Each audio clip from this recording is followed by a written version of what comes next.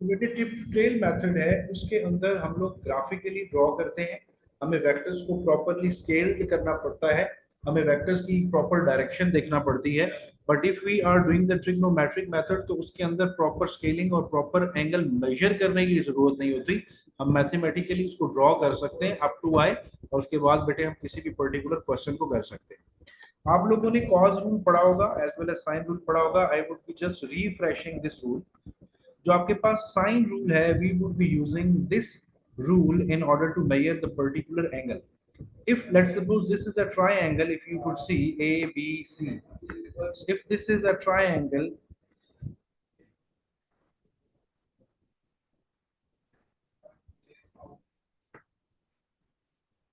and this is angle A, this is angle B, and this is angle C.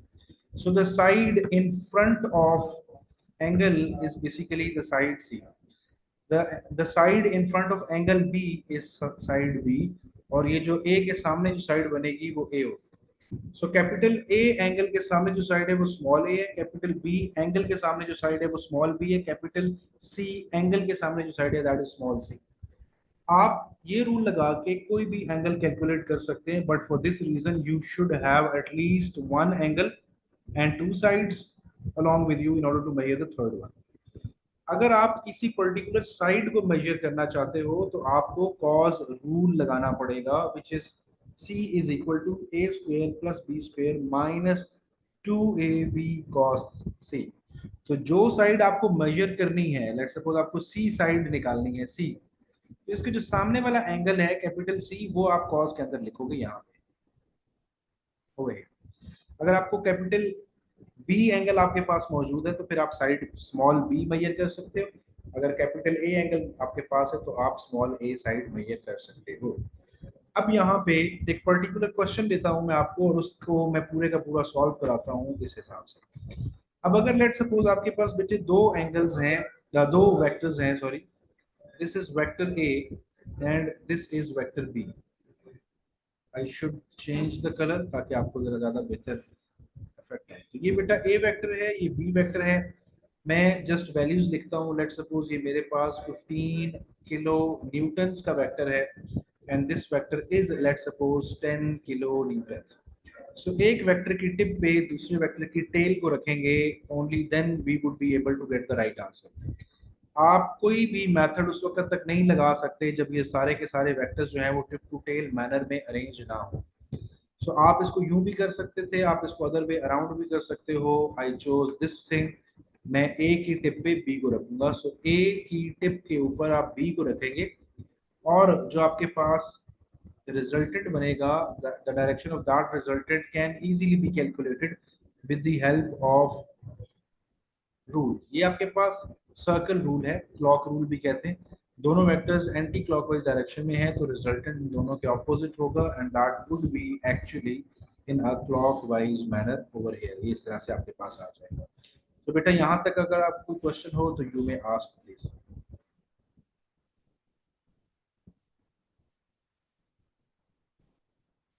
जी बेटे, do you have any question? No sir. Right बेटा। अब ये जो angle है बेटा, ये पर्टिकुलरली ये वाला एंगल ये एग्जामिनर आपको दे देता है। ठीक है, let's suppose this angle is for instance this is equal to 120 degree. फर्ज करें ये आपके पास एंगल, या अगर लेट्स सपोज आपके पास कुछ यूं सिचुएशन होती कि ये वेक्टर यहाँ पे यूं पड़ा हुआ होता और यहाँ पे ये मेंशन होता 60, तो जब आप इस वेक्टर को आगे शिफ्ट करके लेके जाओगे, अब ये वेक्टर 60 नहीं रहा, ये 60 एंगल नहीं रहा, it has become how much, it has become 120। That's why I wrote 120 है। अब मैं क्या करता हूँ, मेरे पास साइड ए है which is equal to 15 kilo newtons, side B है which is equal to 10 kilo newtons, और मुझे रिजल्टेंट फाइंड करना है। सो रिजल्टेंट फाइंड करने के लिए व्हाट वुड आई डू, मैं रूल लगाता हूँ। तो आर स्क्वेयर इक्वल्स, जो मेरे पास साइड है 15 square plus 10 square minus 15 times 10, और उसके आर के जो सामने एंगल पड़ रहा है हमारे पास आर के सामने हमारे पास कौन सा एंगल है, it is equal to 120 degrees. So I would just write 120 degrees, ठीक है बेटा. And then we have to take square root of it in order to find the value of r. So can you please help me out? Meanwhile, there is an official call. Just a second.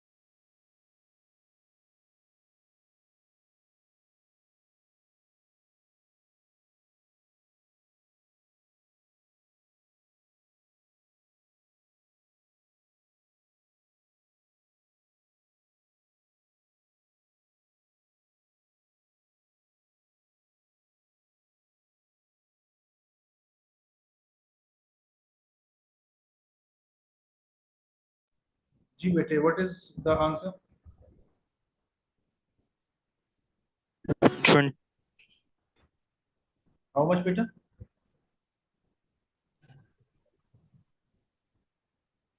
जी बेटा, can you tell me what's the answer? 21.8 आ रहा है मेरा. 1.2. जी I think you have done something wrong. आपने इसका under root लिया बेटा? जी sir, root लेके किया. अच्छा, let us check it. Let me see again. Wait. 121.8 नहीं सर, 21.8. अच्छा, 21.8 आ रहा है, ठीक है. जी जी. Sorry, I did not hear well. 21.8 kilo Newton's बेटे आपका आंसर है. Do you think ये आंसर ठीक है? Yes. The reason because आपका जो आंसर है वो दो वेक्टर्स के सम से ज्यादा नहीं हो सकता और वो दो वेक्टर्स के डिफरेंस से कम नहीं हो सकता. So अगर let's suppose if I just add these two, so 15 plus 10 equals what? 25. और इनको मैं माइनस करता हूँ, 15 minus 10 is what? Only 5. इसका मतलब ये हुआ कि आपका आंसर अगर इन दो लिमिट्स के दरमियान आ रहा है, so you are doing right. अब हमारे पास ये वाला जो एंगल है, this particular angle which is to be measured, because आपने आपने बताना तो है ना कि वो जो रिजल्टेंट वेक्टर है वो कितने डिग्रीज अवे है विद 15 किलो न्यूटन. उसके लिए हम फिर साइन रूल लगाते हैं. अब मेरे पास जो जो साइड्स अवेलेबल है, let's talk about them first. मैं थोड़ा सा इसको जरा क्लीन कर लेता हूँ और इसको थोड़ा सा आगे शिफ्ट करके यहाँ पे ही.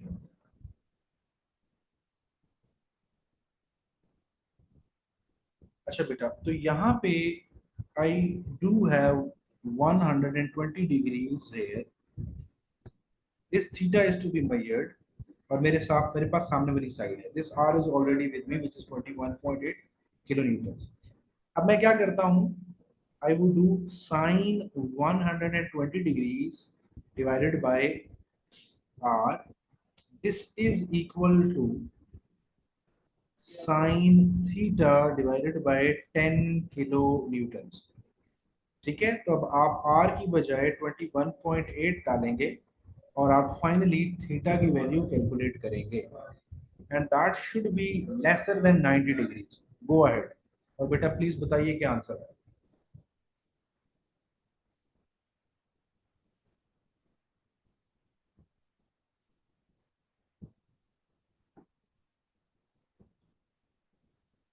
सर 23.4.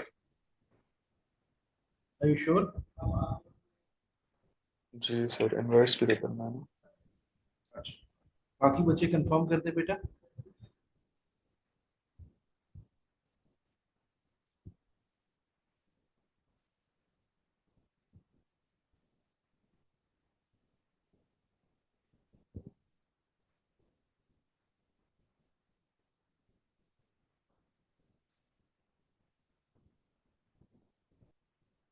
जी बेटा, can you please confirm?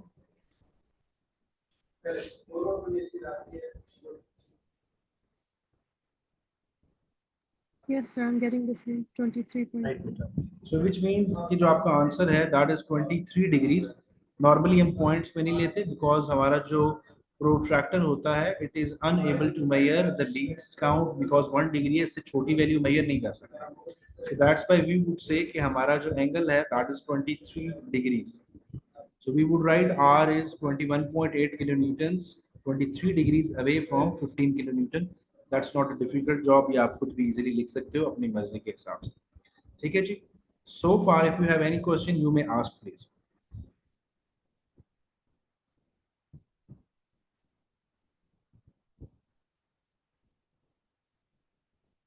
No, sir. Okay. May I proceed further, Sharyar?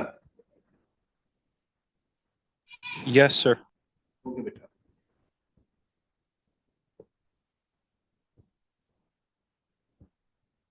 Now this is the nature of the question that we have done. अच्छा, यहाँ पे एक क्वेश्चन आपके पास है। Now I'm going to give you some task to do it. 80 Newton के दो vectors हैं, 70 degrees away है, और बेटा आपने इसका रिजल्टेंट निकालना है। एग्जामिनर जब आपको कहेगा कि आपने ग्राफिकल मेथड से निकालना है तो आप टिप टू टेल लगा के एंगल मेजर करोगे, प्रोट्रैक्टर से लेंथ मेजर करोगे, एंगल मेजर करोगे, स्केलिंग फैक्टर लगाओगे, इसे कहते हैं ग्राफिकल मेथड। एग्जामिनर नॉर्मली इस तरह की सिचुएशन में आपको नहीं डालता बिकॉज ये लेवल जरा आपका अप हो गया, एडवांस लेवल है, दैट्स वाई आपको वो मैथमेटिकल की तरफ लेके जाता है, लेकिन वो आपको ऑप्शन दे देता है। ग्राफ अभी थोड़ी देर बाद आपको खुद ही लगेगा कि यार ग्राफिकल वाला जो है ना वो जस्ट वक्त का ज़या है, बहुत ज़्यादा टाइम ज़ाया होता है उसके ऊपर। तो द बेस्ट इज कि आप ट्रिग्नोमेट्रिक लगा लें, नहीं आता रेजोल्यूशन और वेक्टर लगा लें, मैं दोनों आपको बताऊंगा, आगे चल के वो मेथड भी आएगा आपके पास। सो फर्स्ट ऑफ ऑल बेटा आप इसको ट्राई करें, और मीनवाइल मैं साथ साथ अपना सोल्यूशन करूंगा। आप लोगों ने स्क्रीन के ऊपर नहीं देखना, सो यू हैव टू सी कि आपका सोल्यूशन और मेरा सोल्यूशन क्या सेम आता है या नहीं आता।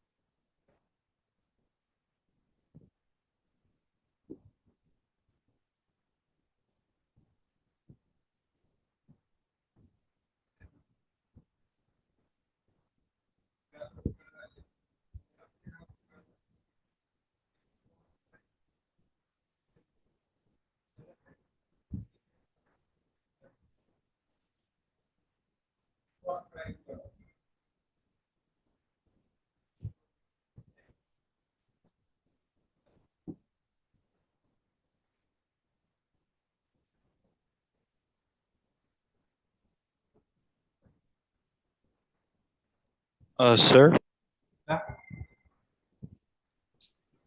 सर मेरा R 121.7 आ रहा और क्या है, सॉरी?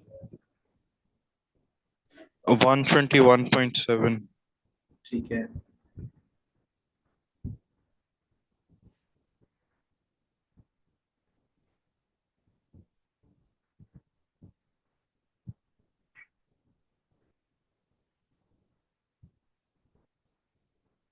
वन 121.7। बाकी बच्चे भी बेटे जरा कंपेयर करें आंसर।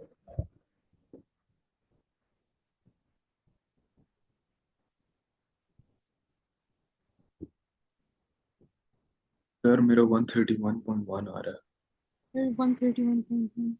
121 आ रहा है या 131 आ रहा है। 31 131.1. है?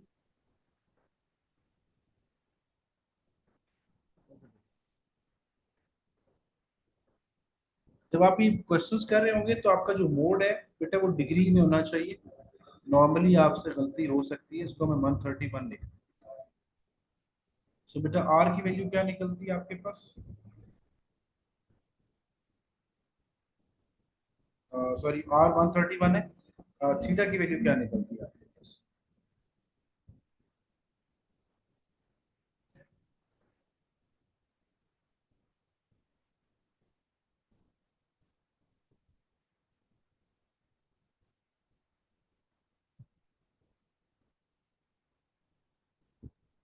सर 35।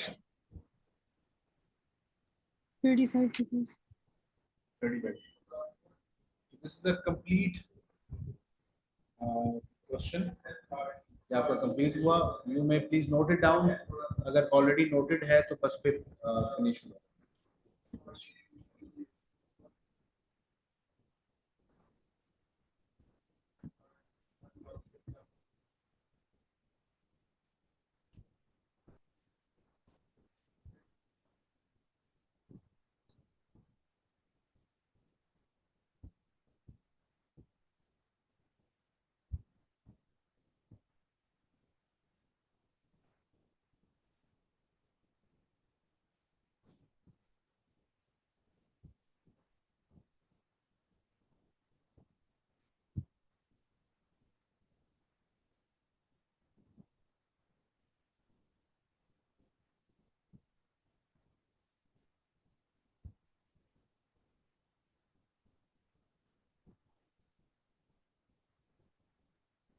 जी बेटा, मैं प्रोसीड ना?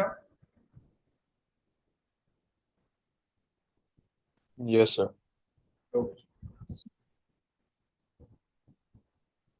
So this is another question. You have to try it as well. These are all the Cambridge questions जो आपके MCQs में आ रहे होंगे, थ्योरी के अंदर आ रहे होंगे। You have to do it. चलें बेटा, इसको ट्राई करें, शाबाश। Meanwhile, I am also doing the same question. और मैं फिर एंड पे इसकी एक ट्रिक आपको बताता हूँ।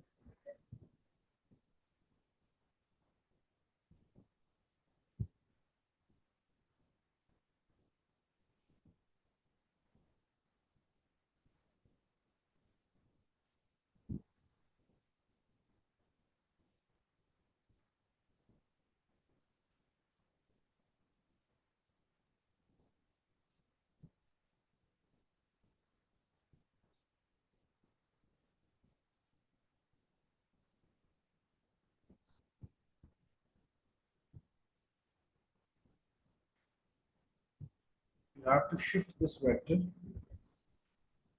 on the other side, this way.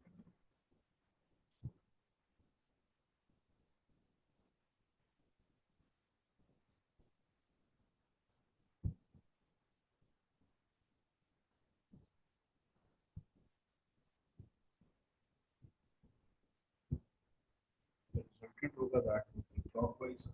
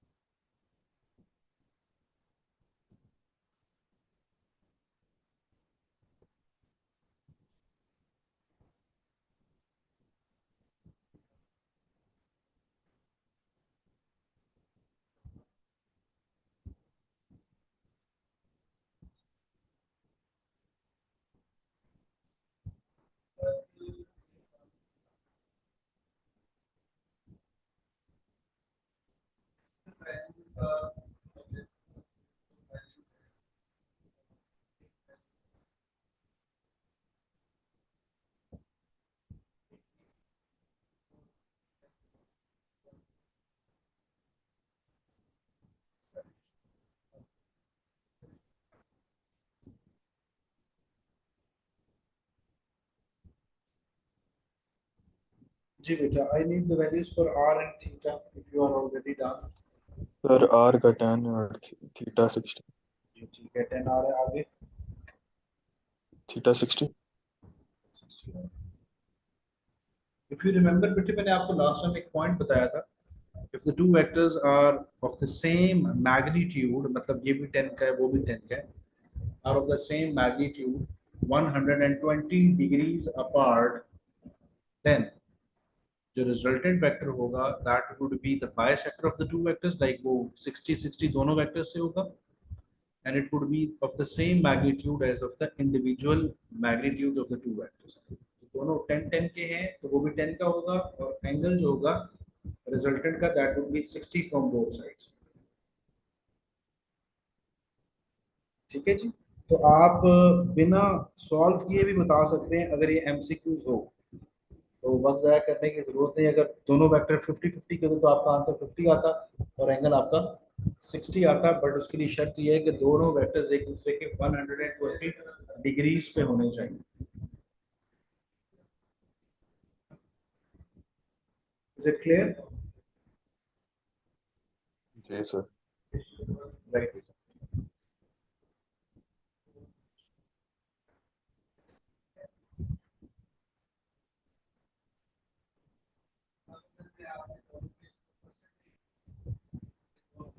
If you are done, bete, we can proceed further.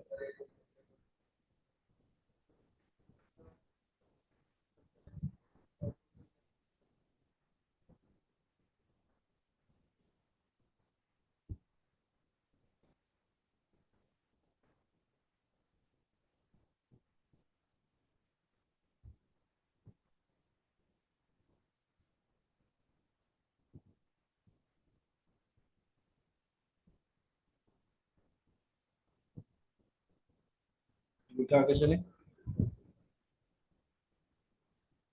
Ji sir.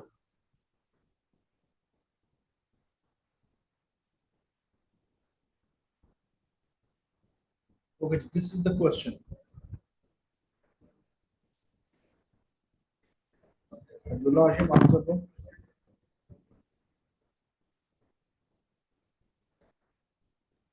Sir 2 minute में देखता हूँ।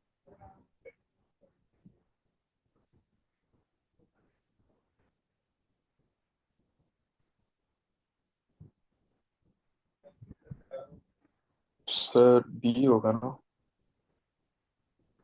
अच्छा, वो कह रहा है magnitude of the net force acting on the ball. आप क्या कह रहे हो? Second option? जी जी सर।